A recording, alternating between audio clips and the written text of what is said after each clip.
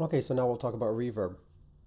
So reverb is very common, and it's used basically to give the impression that you are in a certain space, so that the recording that you did is happening or happened in a certain space. Usually, by that I mean it could actually be a specific place, for if you have a more advanced type of reverb, but it's typically something like a very large room versus a very small room, that kind of thing.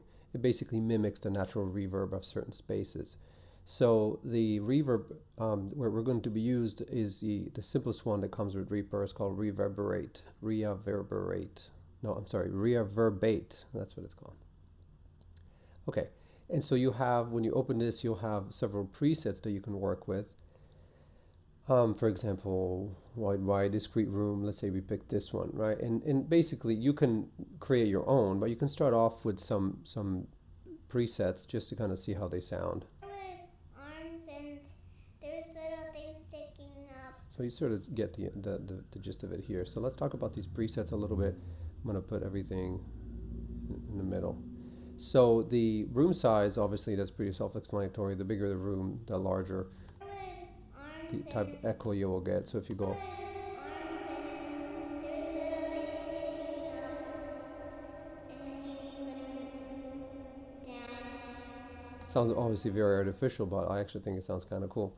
So, and then once again, here you can control the amount of wet versus dry signal. And so once again, wet would be, if you have only dry, you would have with just arms your and the plain sound without any reverb, and then the more you add. with arms and there's little things So the sticking higher you go here, the more actual reverb you're adding into the mix. with arms and there's little things sticking up. So And you hear that little kind of echoey thing in the background.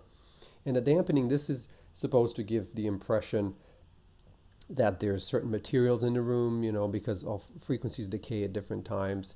So if you have more of this, that means you'll have a faster decay of the upper frequencies, and you can toy around with this, see what happens. with arms and there's little things sticking up. And when you put them down, with arms and there's little things sticking up. And when you Obviously, I'm using a very extreme reverb because I like it. with arms and there's little things sticking up. And when you put them down, It's not such a crazy difference. But yeah, so that's the idea. This is just to mimic the kind of absorbing material. And then the stereo width, we already talked about this. It's just how concentrated the sound will be in the stereo image. And then the initial delay, this basically determines when the delay is actually going to start in relationship to the starting sound. So if I increase this, these are milliseconds, so 100 milliseconds, about a tenth of a second. with arms and So you have like there's little things sticking up. basically a delay effect. So the reverb is kicking in, but a little bit later. So if you do it more, it only allows you to go up to 500. With arms and there's little things sticking up. With arms and there's little things sticking up. And when you put them down, And then we talked about the low pass and the high pass filters too. And so what I would suggest is just testing these different ones out and see what happens. with arms and Um, let's see, intimate vocal about that. with arms and there's Let's get rid of the delay. with arms and there's little things with arms and there's little things sticking up.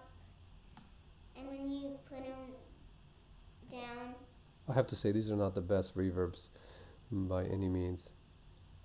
How about acoustic in the mix? with arms and there's little things sticking up.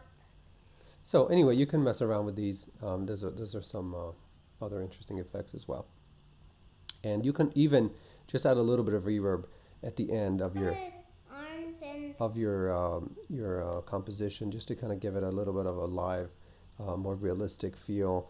I'm going to look through some of the other Reaper reverbs, and if I find something better, I'm gonna make a video about that too. Now, if not, this will just have to do the trick for now. Okay, so that's a video on reverb.